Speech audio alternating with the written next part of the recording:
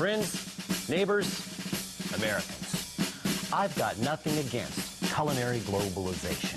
Heck, I'm down with pad thai and goulash and even the occasional bowl of vichyssoise. But gosh, dang it, I am sick of seeing families toss aside the classic dishes like the ones so lovingly assembled in this homemade collection in order to make more room on their shelves and on their tables for ridiculous Pan-Asian, Sub-Saharan, Danish fusion cuisine. America, we have got to get back to our roots. To that end, we have written the names of hundreds of threatened or endangered American classics onto the cards inside this spinning lottery cage. And we will choose one on which to concentrate our attention over the next half hour. And the Good Eats treatment goes to apple pie. And why not? I can't think of anything that's more American than... Oh, hey, Mom. Look, I can't play baseball with you right now. I'm working. But I'll see you back at home. We'll have a real good time then. We'll join us, won't you? Because apple pie is not just patriotic, it's...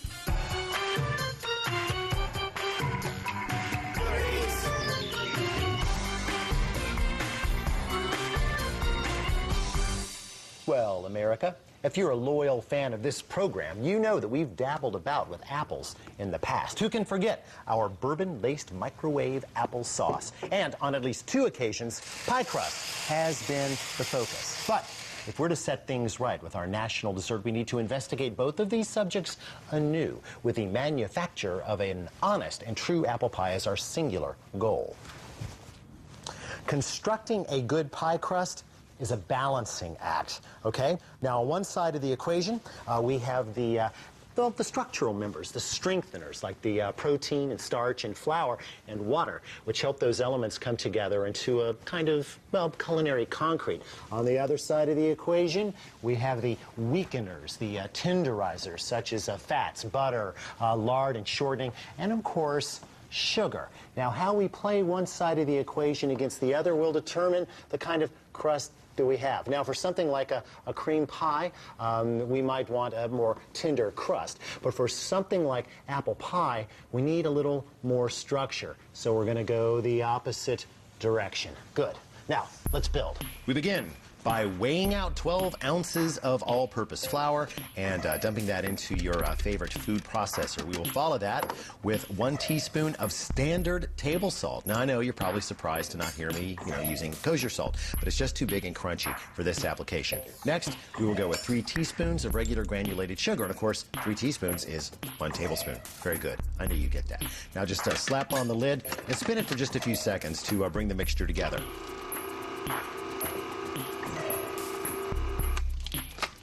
There, that should do it. Now we bring the fat to the party, starting with 6 ounces of chilled, unsalted butter. Cut into about half-inch pieces. Just pulse that 5 or 6 times until the texture just begins to look kind of mealy. That looks good. Now, we bring 2 ounces of chilled vegetable shortening to the bowl. Small chunks, please. Pulse another 3 to 4 times, or just until incorporated. Since they have different melting points, the butter and the shortening will work together to create a better texture. And once that's in, we're going to need a liquid. Not much, but enough to hydrate the flour and activate a bit of gluten. Let's see, besides apple juice or even apple cider, we could use water. But why bother when we've got, let's see, Applejack. If apple pie is the most American of desserts, then this is the most American of alcoholic beverages. You can keep your French Calvados. This apple brandy, distilled from a hard cider, is what America drank before there was a bourbon industry. George Washington turned his apples into the stuff, and Abraham Lincoln served it at the tavern that he used to run in Springfield, Illinois. Although Applejack used to run anywhere from 50 to a whopping 120 proof, these days it's kept to 70% alcohol by law, and it's aged in wood for at least 1 year. And yes, I'm putting it in the pie. I'm putting in the pie to the tune of 5 tablespoons right on top, and then just pulse until it comes together into kind of big hunks. Yeah, like that. There, that's what we're looking for. Now, I know you. I know what you're thinking. You're thinking that's too much liquid, that it's going to whip up with all that flour to create too much gluten and therefore a hard crust. Well, you know what I've got to say to that? See, Applejack contains a lot of ethyl alcohol, and alcohol won't combine with wheat proteins to make gluten the way that water does. Don't believe me? Let's do a little experiment, shall we? In go the fluids.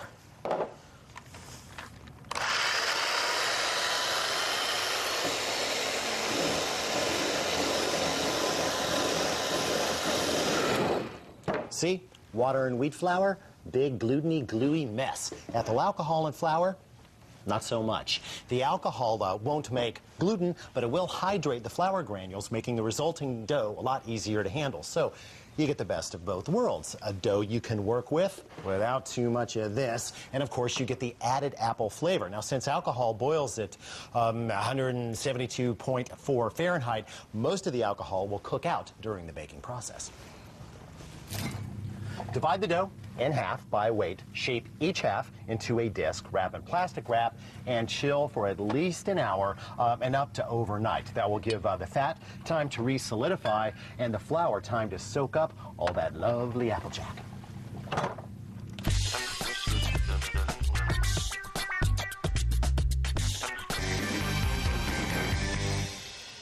Technically speaking, the only native American apple is this one. The crab apple, a small, bitter, distant relative of the fruit that now dominates grocery store produce aisles, which most botanical historians agree came to being in one of these stands, most likely Kazakhstan. So how is it then that the American landscape from Washington State to New York, Pennsylvania to Georgia is so strewn with different types of apples? Howdy. Howdy. Yes, John Chapman, or Johnny Appleseed, really did exist. He really did plant an awful lot of apple trees around Ohio, Illinois, and Indiana, and he really did wear a pot on his head. Anyway, the reason there's so many apples in the rest of the country is that a lot of immigrants from the old world came here with apple seeds in their pockets, and they planted those seeds, and each and every one of them created a new, different variety of apple. Apples are kind of like humans that way. Anyway, there's unfortunately not a perfect apple pie apple. It's just not a solo part. To do the pie justice, you really need at least a quartet. Now, if apples are grown, locally where you live, I strongly suggest you seek out and try as many combinations of those apples as you realistically can. Otherwise, you may use this list, which I feel does as good a job as can be done by nationally available varieties. Here's what I go with. For tang, the Granny Smith apple. For sweetness, the Honey Crisp apple. For its texture, the Golden Delicious. And for its, well, being different, the Rayburn. Oh, and for one pie, you're going to need 3 to 3.5 pounds of apples, evenly divided between these varieties. Excuse me. If you're not going to make pie right away, store your apples in a plastic bag in the fridge. As long as you keep them cold, they'll stay fresh for weeks. Back in the days before refrigeration, apples would be placed in barrels and sunk in rivers or lakes for the winter. In the spring, they were fresh as daisies. What am I thinking? I want pie now. Although a host of gizmos exist for the express function of peeling apples for pie, I find that as long as we're talking about less than 10 pounds, I'm better off with just a good old-fashioned peeler like this. I like the ones with the serrated blades, by the way. Now, I have to admit that when it comes to coring and slicing these apples, I do have a weakness for a particular gadget, an apple corer. But not one like this that only has 8 blades. No, this is a puny unitasker. I go for the 12-bladed model, which is not only good for apples, but pears and even small pineapples. It will create perfectly uniform half-inch slices, which is crucial because if the pieces aren't uniform, the pie will not set and cook evenly. Once you've harvested your slices, move them all back to a bowl and toss with 1/4 cup of plain old-fashioned sugar. Once you've got that tossed in, you're going to want to move the apples and whatever sugar is still hanging on to them into a colander. Then put the bowl back underneath that so that we catch every bit of liquid that drains away. There. We're going to let this just sit and drain for an hour and a half. Just enough time for a little trip to the beach.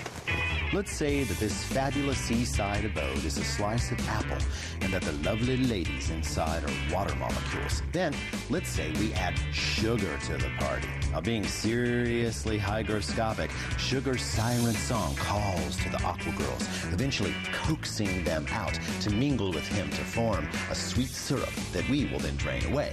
If enough water vacates the premises, the apple will collapse, at least partially. Although apple collapse sounds rather catastrophic, it's actually a good thing, because if the apples don't collapse before they go in the pie, they will collapse after they're in the pie during the baking process. And that could leave you with a phenomenon called the pie dome, which looks like this. See? What happens here is that the starch and protein of the crust set while there's still a big pile of apples inside. And then as the apples collapse down, you're left with this big dough dome, which is not good eats. Unless, of course, maybe you stuff it with marshmallow cream and then you... No, that wouldn't be right. Now, while our sugared apples drain, let's consider the rest of the software, beginning with spices. Right up front, let me say that cinnamon, cloves, allspice, and nutmeg are all fine spices. But they've got absolutely nothing to do with apples, okay? If you want your apple pie to taste like pumpkin pie, go ahead. It's your food. Me, I'm keeping it clean with just another quarter cup of sugar, a quarter teaspoon of salt, and a quarter teaspoon of grains of paradise, freshly ground. Now, you may remember Afromomum melagueta from our okra show. It's also called alligator pepper, although it doesn't taste like pepper or alligators, now that I think about it. You can easily find this through internet spice purveyors. If you don't want to bother, consider the traditional Scandinavian spice for apples, caraway, in the same amount. Next up, the fridge, where our apple pie filling software continues with 2 teaspoons of freshly squeezed lime juice to keep the acidity up, a tablespoon of apple cider, and I don't mind telling you, in a pinch, you could just use a little bit more of the old Apple Jack. And 2 tablespoons of apple jelly for flavor and to help bind the apples together via pectin, a kind of fruit glue that holds cell walls together. It's like gelatin, only a carb, not a protein.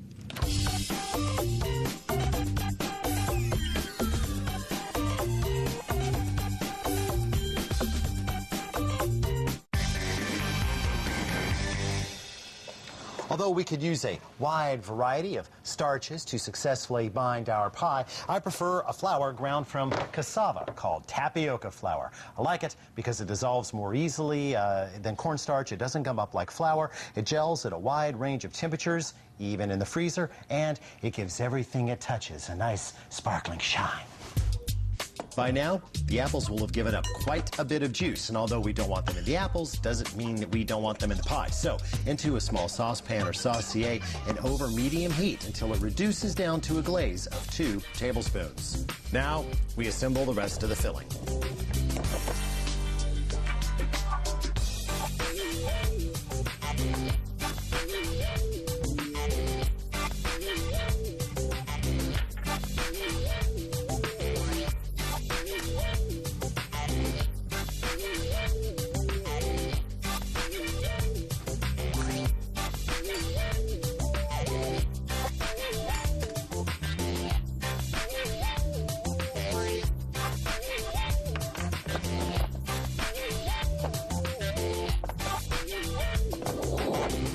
Time to convert these doughy rounds into a crunchy crust. First, we need our station set. I have here some flour, just all-purpose flour for sprinkling.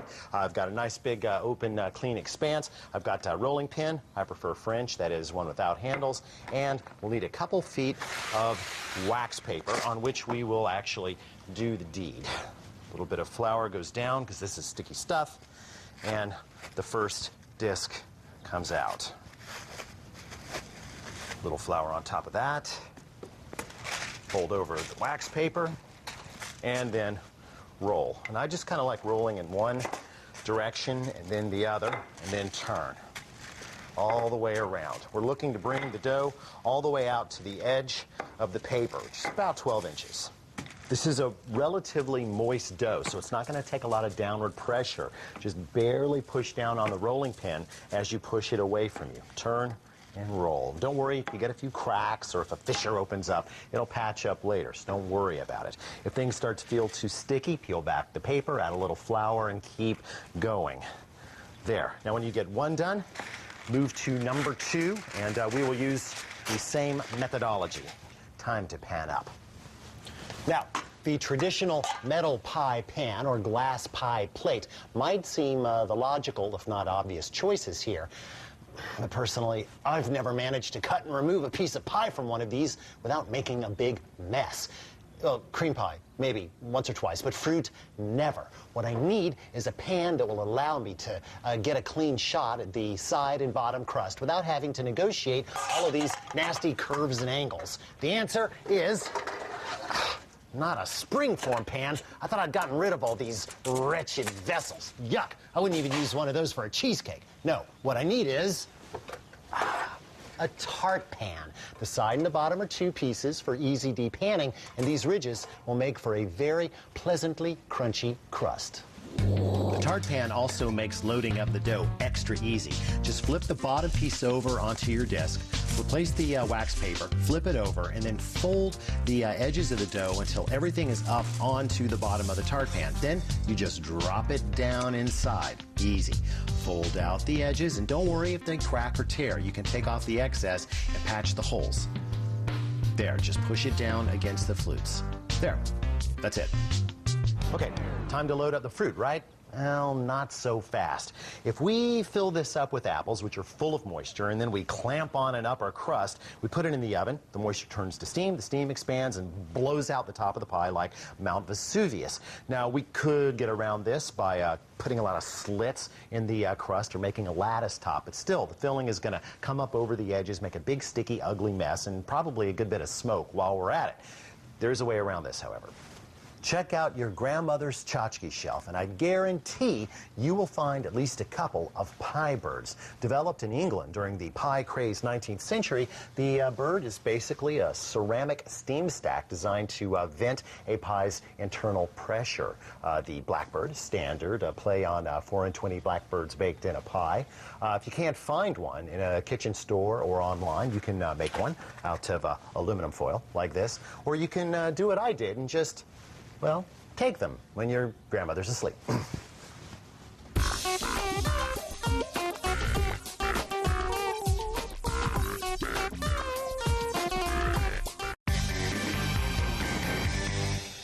Okay, finally, we build pie bird dead in the center. Boom. The apples will start layering from the outside in, which is convenient because the curve of the apple actually matches the curve of the pan. The goal here is to overlap them evenly as you go around.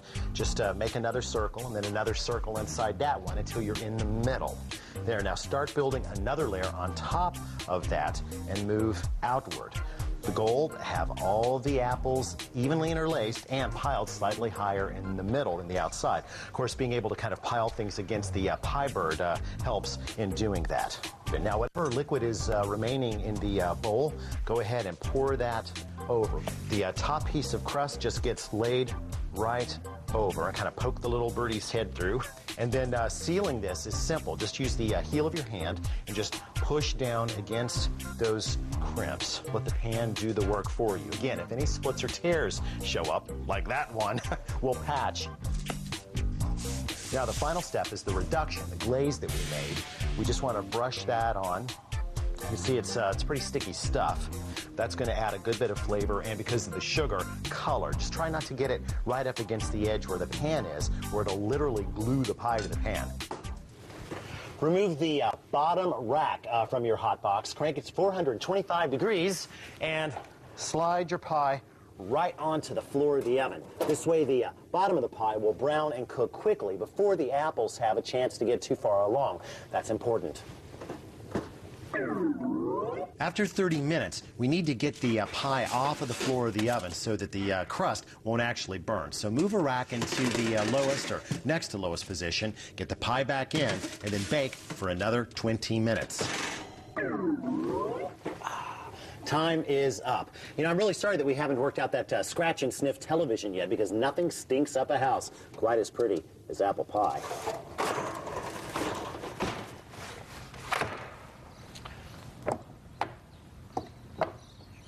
Now, the hard part. America, this pie must cool for a minimum of 4 hours. It'll take that long for the apple pectins and the tapioca starch and the jelly to set. Skip this and you will have cobbler. Believe me, your patience will be rewarded. You know, Aunt Bee might have been okay parking a pie in the windowsill, but she didn't live in this neighborhood. When the time finally comes to cut that pie, here's how we depan. This is the cool part. Just find something that is narrower than the bottom of the tart pan, and off it comes. I love that. You can either use a spatula and a paring knife to kind of jimmy off that bottom plate, or you can just leave it in place, which is what I do. Always cut with a serrated knife. It's a lot easier on the crust. And just kind of carve around the little blackbird. Here I come, birdie. In closing, I just want to say that I don't really think I need to say anything at all. See you next time on Good Eats, America.